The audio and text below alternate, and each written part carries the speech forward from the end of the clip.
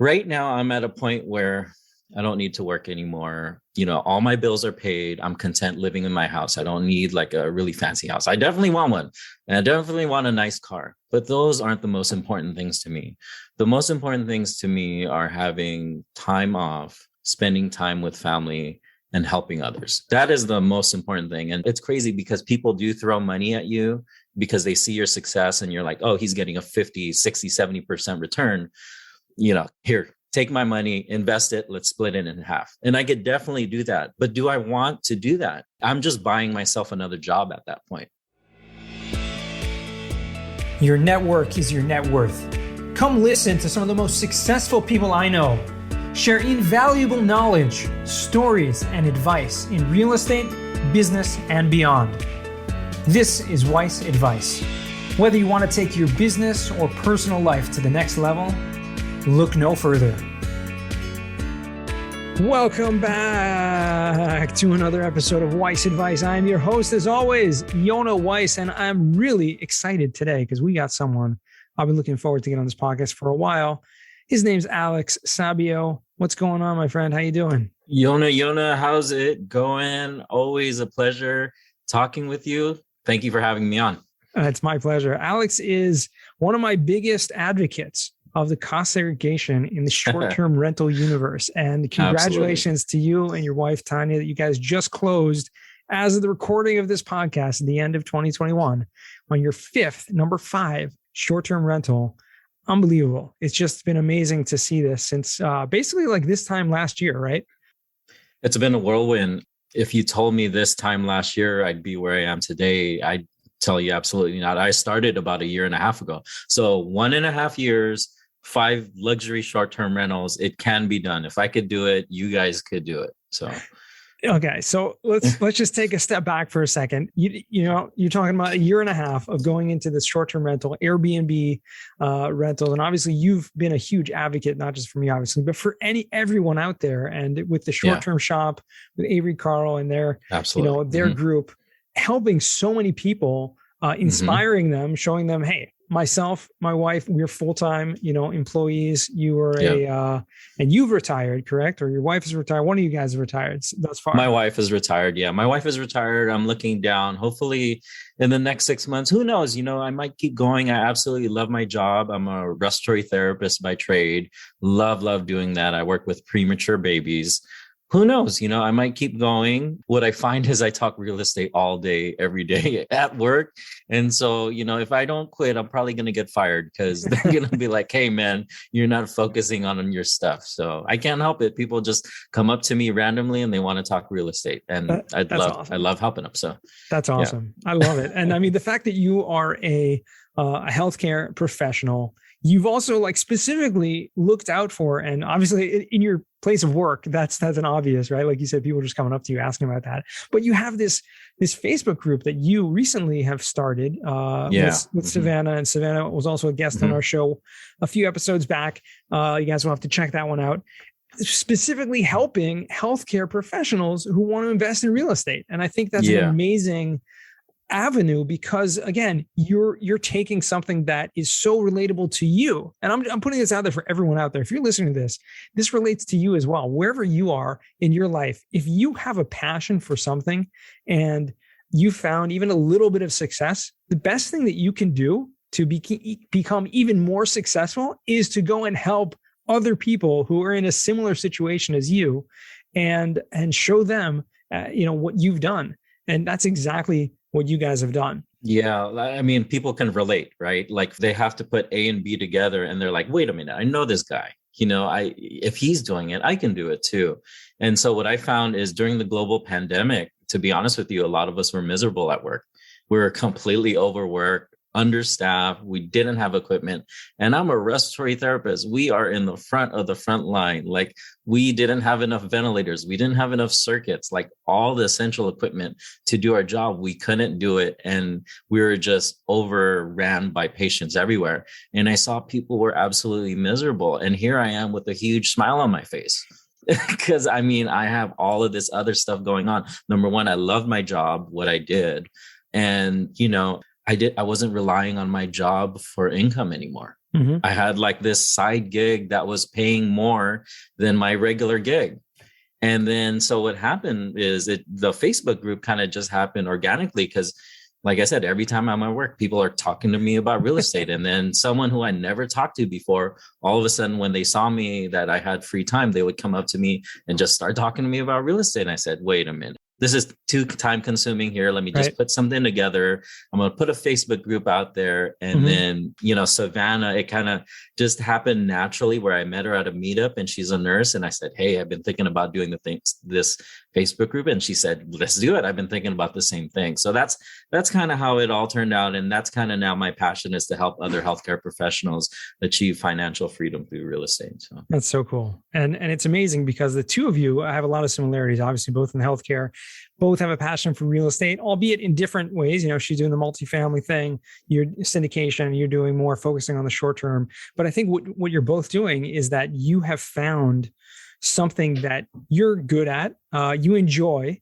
And I think the amazing thing is, right, you've bought 5 luxury short-term rentals, Airbnbs, but you go out there yourself, right, to visit, meaning it's something that you enjoy as a right. vacation spot, right? Yeah, poor me, right? I got to go to these like this beach home to set it up, and I have to do a walk to the beach and videotape it. Just so my guests know, because I put these videos on YouTube and I say, hey, if you're thinking about walking to the beach, here's a link to the YouTube video or something like that. Poor me, I get to enjoy them. I take the family there during the downtime and I do put in work. It's not all roses. I mean, like when I sign on the dotted line and get the keys, I hit the ground running because I think time is money. I need to get it on the market as soon as possible. And I go there with my work ethic and I say, I'm putting in 16 to 20 hours a day while I'm there getting the property set up. So that's pretty cool. So what do you enjoy most about, because obviously you love it, right? Your wife is retired. You have basically total financial freedom at this point, right? You have making more money from your properties some people call it passive income. It's clearly not entirely passive, right? There's a lot of work that goes into it. Yes, it is. But what do you enjoy most about it? There's a lot to it, and hosting isn't for everyone. Guests are going to drive you nuts with just stupid questions. And some of them are going to try to get out of paying a bill, by saying, hey, this place is dirty when it really isn't. But there's a lot to it. When I look at the amount of time and energy I put into it versus going to an office, 8 hours a day and all that.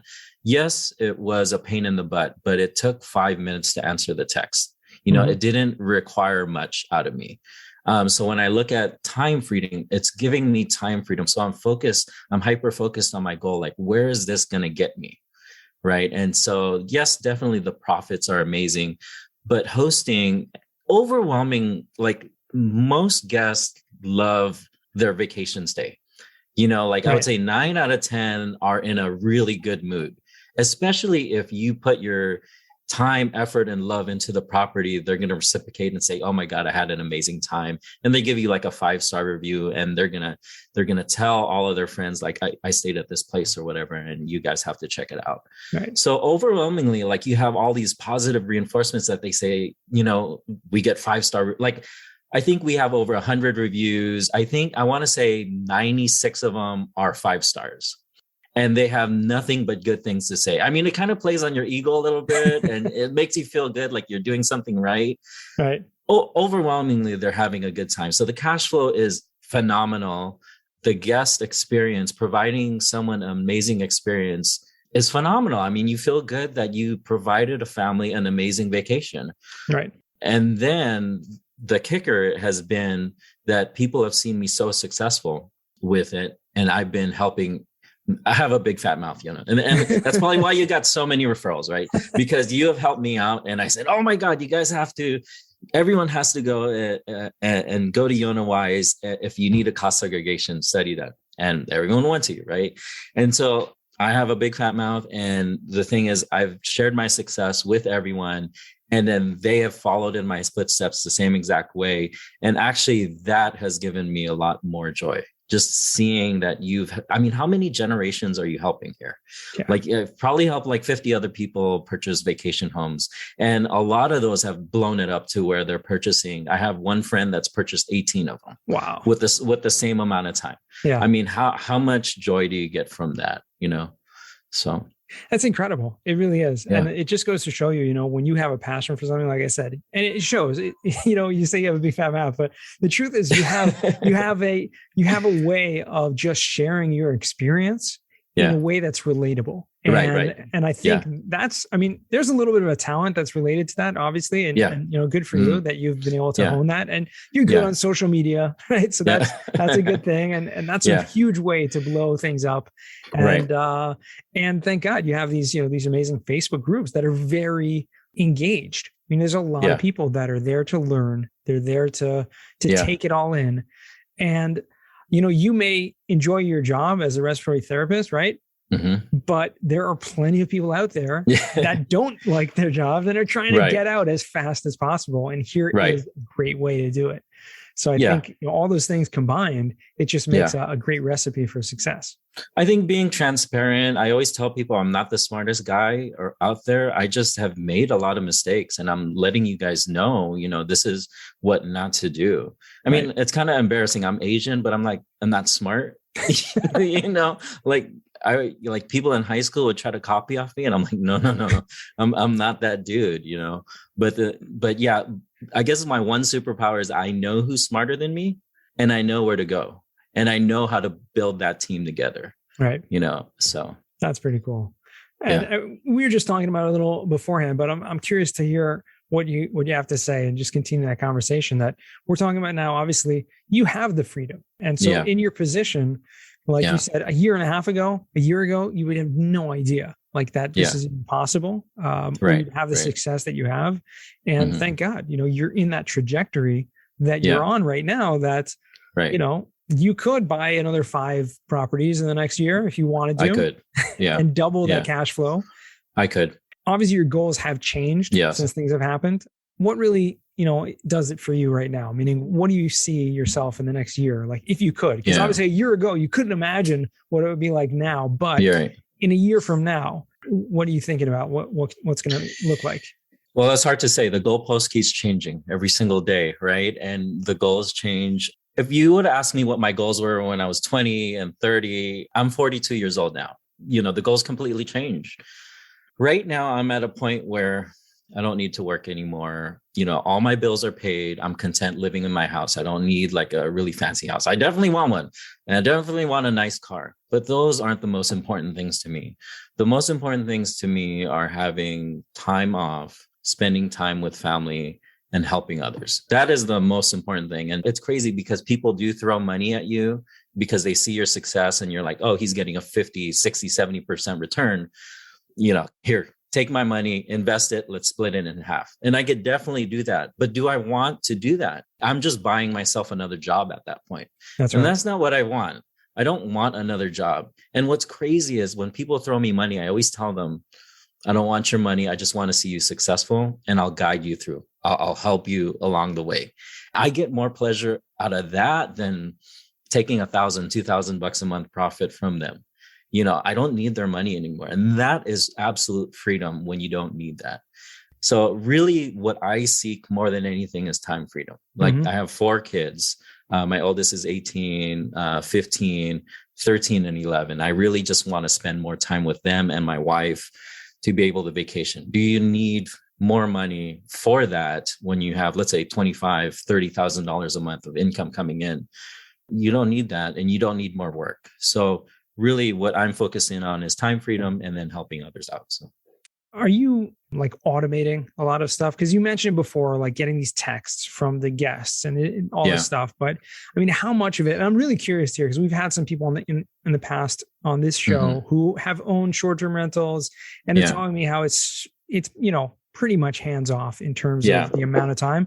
To what extent is it actually hands off? I'd really love to get, someone like yourself's perspective. What I would say is it's a lot like driving a Tesla, where it's not completely automated, but you need a driver behind the wheel. And so that's the reason why I go there and I set up and I put in 16 to 20 hours a day when I'm there for a whole week or two, because I look at the property and I say, how can I dummy proof this as much as possible? Mm-hmm. Like one little thing I do is I put QR codes in different hotspots where guests will have issues.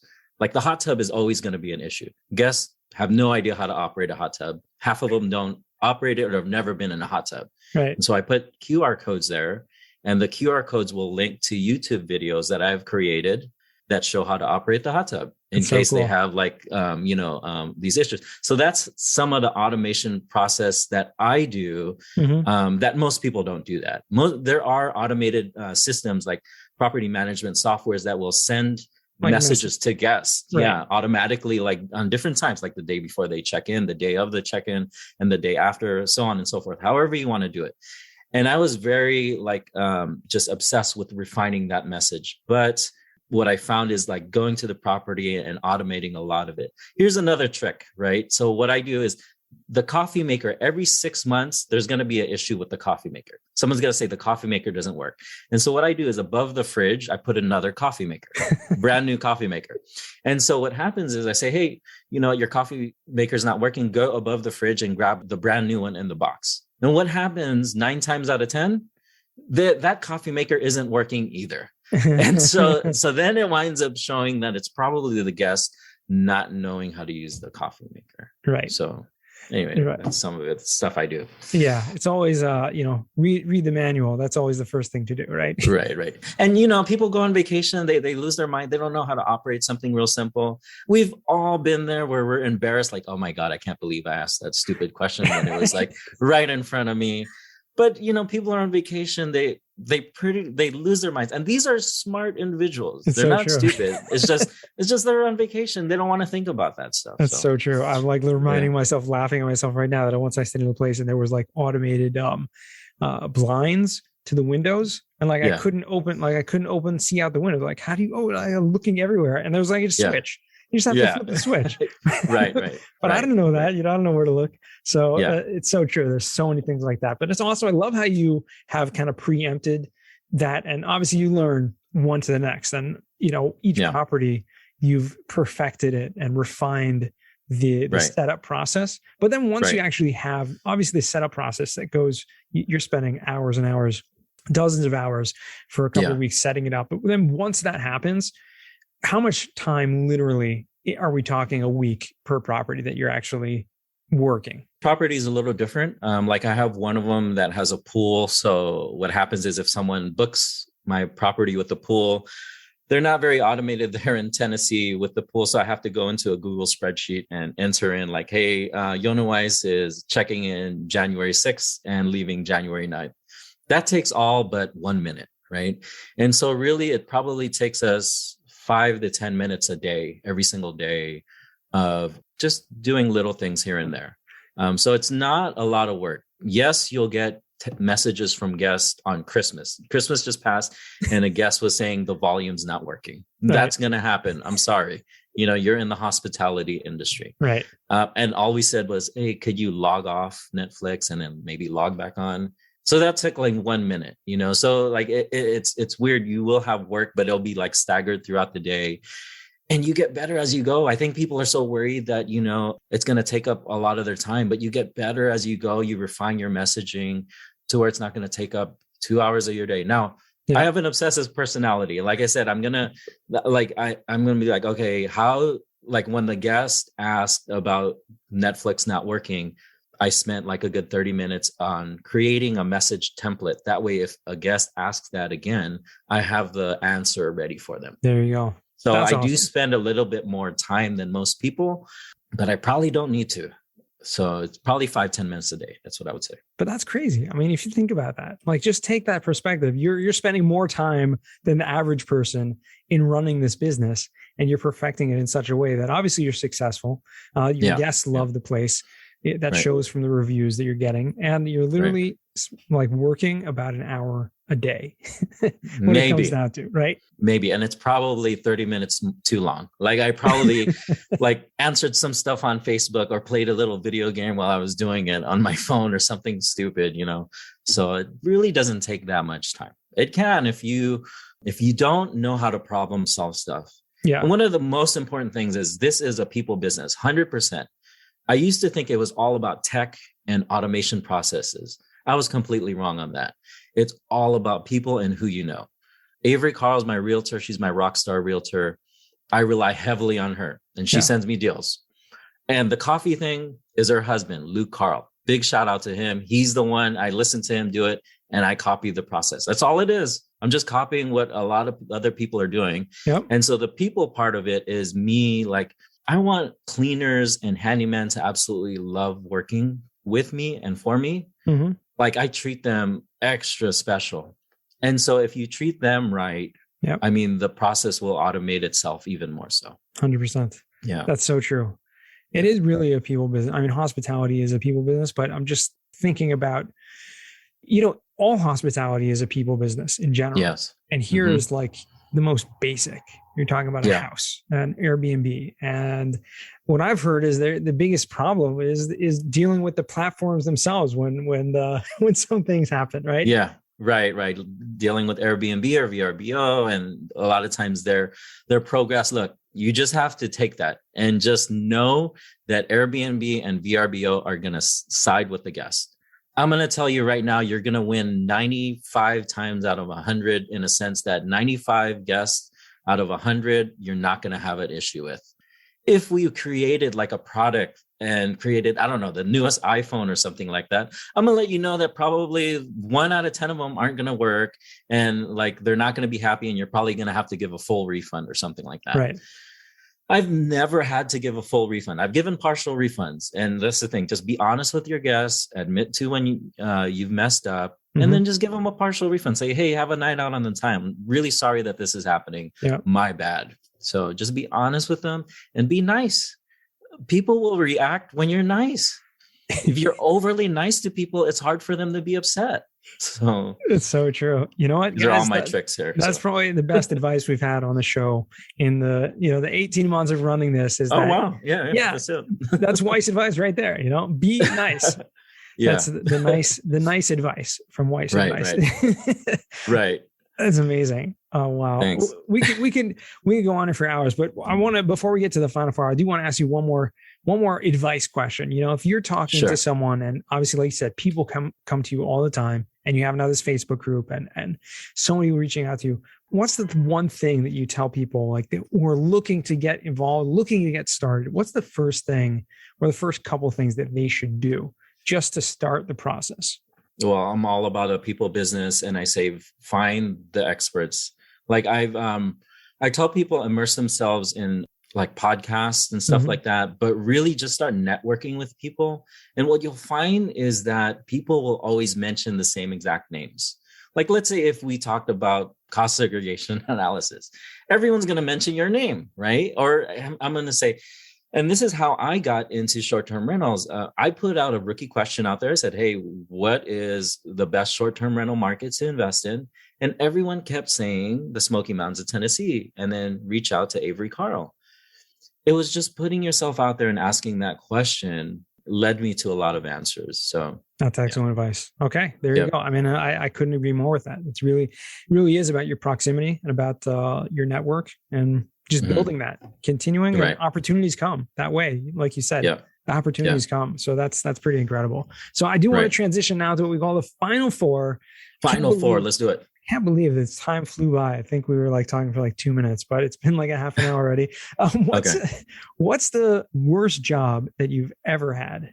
Well, I've had some bad ones. What I can tell you is I worked for Boston Market when I was in high school. Oh, maybe I shouldn't mention their name, but I still like their food. I'm telling you, I didn't like working there.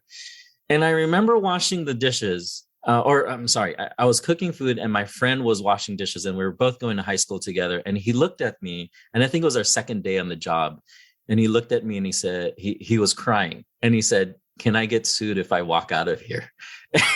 And I felt the same exact thing. I said, man, I want to walk out of here too. But it was just overwhelming work. And anyway, I realized that the food industry is not for me. I can't do it. I'm sorry. Yeah, that's a hard one. You know, it's so interesting because I think so many people have given a similar answer, like high school, fast food job. Mhm. has been like the worst job ever. And I think it Right, just right. goes to show you the type of people, you're more entrepreneur, you're more a people person. Hmm. It's just not for you. It's not for a lot of Not for people. me. Mm-mm, nope. Actually What? burned my hand. I burned my hand. I was cooking gravy. I'm a terrible cook. Like I burn top ramen, right? And so I was making gravy and I poured it out wrong and I burned my hand. And I didn't know what to do. I just soaked my hand in water for the next 2 days, and it would be extremely painful every single time I took it out. Anyway, that worst job. That's crazy. Actually, I worked in a restaurant for a very short time, maybe like not so short. I actually really enjoyed it, but I actually learned how to cook by working there. Oh, okay. But Yeah. it's a funny story. But actually, I got injured a couple of times. I literally Oh, I also burnt my hand one time. I grabbed like a spoon out of yeah. the pot. I didn't Right. realize it was like it didn't have a handle that was like fireproof. Right. Oh man, that hurt. And then I actually cut my thumb with a butcher's knife. Oh, Yeah, that ugh. was crazy. That was that. Yeah. Okay, that was bad. I had to get 5 stitches. That was pretty bad. But yeah, work like that, you really have to enjoy it. It has to be Right. kind of built into you. Mm-hmm. And at $4 an hour, it wasn't worth it, man. Dude. And you get taxed, and your take home was like $3. It wasn't worth it. So anyway. Man. All right, Alex. Second question: what's a book you've read that's given you a paradigm shift? Okay, so it might be completely different than everyone else, but I recommend this book to every single person. It's called Can't Hurt Me by David Goggins. And it's the audiobook. Don't read the book. You got to listen to the audiobook, because the audiobook has it's like a podcast where they interview him after every chapter. Can't Hurt Me will put you in the right mentality. If you're in the right mindset, you're going to accomplish a lot. So. Wow, that's awesome. Yeah, I've heard some of his stuff. Haven't read the book yet, so I'm going to put that on the top of my list. Audiobook, Can't Hurt Me, David Goggins. We'll put it in there in the show notes for anyone who wants to check that out. Third question: what's a skill or talent that you would like to learn? Okay, so this is pretty embarrassing. I'm Filipino and I moved here when I was 3, but I can't speak it. Okay, and I'd like to learn it. I understand it, right? When my parents or family members are speaking, I can't speak it. I have like a 3-year-old vocabulary, I guess. And what's crazy is I took Italian in college and I was speaking fluent in Italian. It didn't make sense. Anyway, I should have took a language that would be useful that I could use. But anyway, that's probably what I'd like to a skill I'd like to pick up. So. All right, there you go. Well, it's a pretty good one. I'm sure it'll be pretty easy to pick up. You already have the basics, so there you go. Right. The fourth and final question is: what does success mean to you? Yeah, if you asked me like 20 years ago, 30, or even 10 years ago, it would mean completely different. And I'll probably mean something completely different 10 years from now. But really, success means to me is to have time freedom with my family right now. That is my number one focus right now. And that is, to me, if I have that, nothing else matters, right? So. And I think you're working to accomplish that. So that means you're successful and living the dream. And I think that's what I think a lot of people are misguided in the Western civilization that we live in, to think of success as something beyond you, and you're trying to get there. And it doesn't really have a lot of meaning. But when you take the real definition and you apply it to your life, and I'm living and I'm trying to be the best that I can be and spend the time with the family, which you're doing. So, that's successful. So living a successful life is a key to happiness. And if you're living that right now, more power to you. That's awesome. Mm-hmm. Right. Yep. So Alex, where can our listeners find you or reach out to you? I'm very active on Instagram. You can find me at The Real Alex Sabio, or on Facebook. And like Jonas said, I created a Facebook community. It's called Healthcare Professionals Investing in Real Estate. Or you could find me on Facebook, Alex Sabio, and my profile will link you to that Facebook group if you're a medical professional interested in investing in real estate. I'm the short-term rental guy. Savannah's the multifamily guy, girl. But, we talk all types of real estate, strategies on there. So. And it is amazing. And I would highly recommend anyone to check that out, because you guys have like a weekly meetup where you're bringing an expert to speak on a different topic. Right. And all of those are recorded and saved. And so there's so much value when you are, especially if you are in the healthcare profession, connect with other people in that space. And there's so many opportunities that can come out of that. And it just comes back to your network. So good for you. Yep. Reach out to me. I love talking real estate or life in general. I also love to hike if you want to hike together. no better way to, isolate yourself with me. We'll go on an 8-hour hike or something like that. So anyway, yeah, reach out to me. I'd love to connect. Awesome. And one last question before we do sign off, which is, you're in, I should ask this earlier, but I'm just curious, and you don't have to answer, but you're investing in the short-term rentals. Are there any other, investment spaces that you are looking into or focusing on, or just keeping it solid and one focus? I'm focused on that because I love doing it. We're really enjoying ourselves. Obviously, at a certain point, I don't want to talk to 50 different guests, and I don't need that much money and stuff like that. So really what I'm thinking is I'm going to take this active money and invest it passively. And that's why I attended all these like multifamily meetups and stuff like that. So I have invested passively in multifamily, and that's kind of what I'd like to do. Right? Success is time freedom, right? And that's kind of what I think all of us want to do. And so what I'd like to do is have all this active money eventually just kind of dwindle down and kind of like just funnel it off into something more passive. So yeah. Awesome. Well, thank you again, Alex. This has really, truly been a great conversation. Always great to catch up, and wishing you the best, best new year and much continued success. Thank you so much, Yona. Thanks for having me. Awesome. And to our listeners, remember, the best advice comes only when you ask. Real quick, I have one question for you. Did you like this episode? If you did, I want to ask you a huge favor. See, the biggest thing that helps this podcast grow and that will spread this message to the whole world is that if you leave a review, a rating, and subscribe to the podcast. What that does is it basically tells the platforms that this podcast is out on is that you like my stuff and I'm doing something right. So take a few seconds out of your day, hit that subscribe button, leave a rating or review. I would be extremely grateful. Also, I want to hear from you guys. So I want to hear some feedback. If you have any questions for future episodes, please find me on LinkedIn. Send me a DM, a connection request, Yona Weiss, and I'd love to hear from you.